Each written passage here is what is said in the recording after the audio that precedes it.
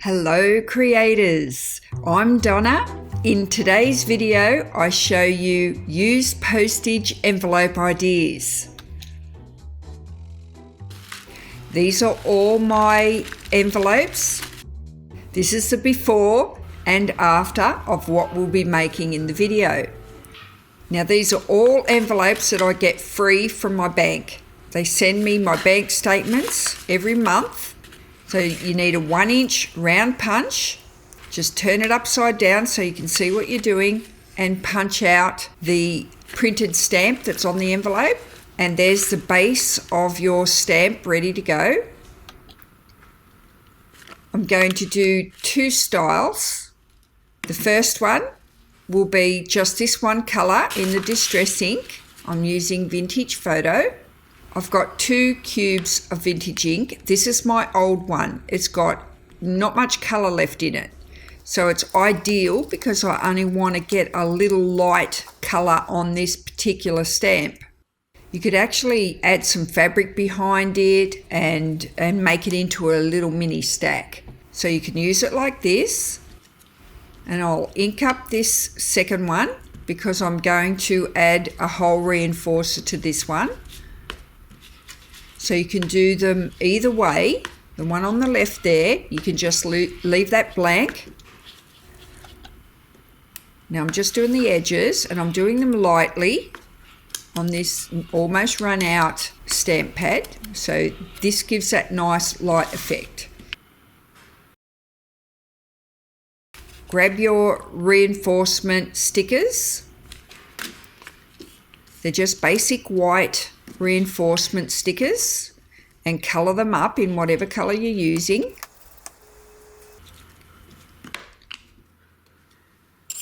Now I use my tweezers because that lets me place it in the centre. I can line it up much easier.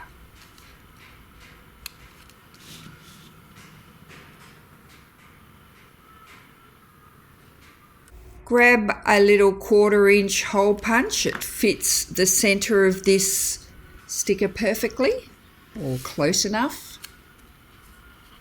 I'm using the Fiscars 1/4-inch, and I'll link that below if you'd like to check it out.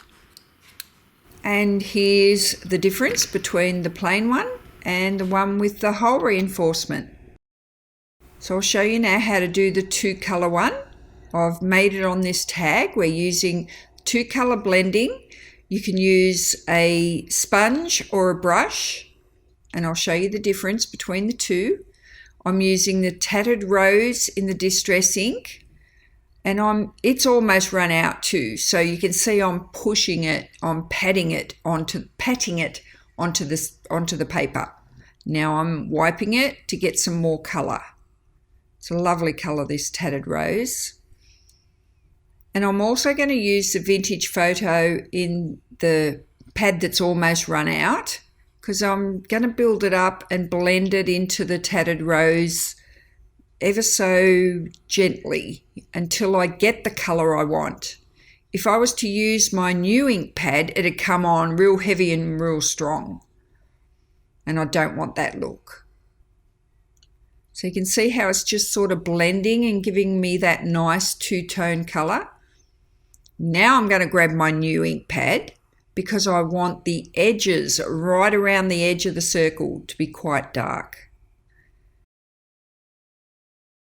I'm just touching it around the edges. I'm not bringing any of this new ink into the centre. Go all the way around. And that's the base of the stamp done. Now I'm going to do the same on the hole reinforcements. I'll put my Tattered Rose colour down first. Pink and brown go really well together. And it's not a real pink, it's a browny pink anyway, the Tattered Rose. Have a look at it. So that's with the sponge.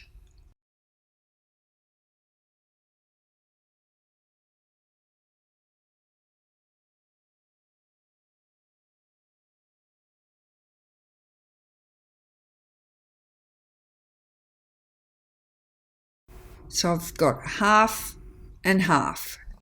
And there's still a bit of dark colour on my sponge from the edge. I don't mind that because I'm backing it off a little bit and only going one-sided.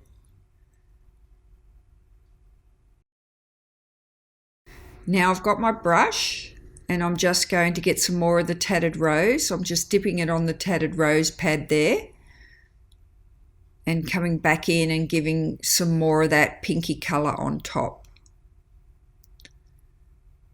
And that blends really nicely with the brush.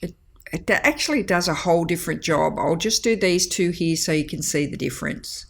Gives a different colour. The sponge and the brush work so differently. I like using the brush to get a more true colour.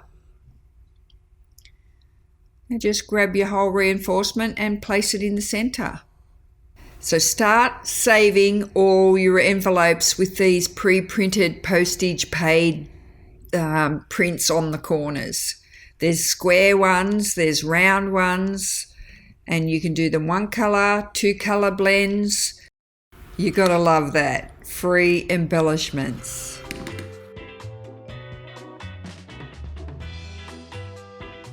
Put them on your tags like this one here.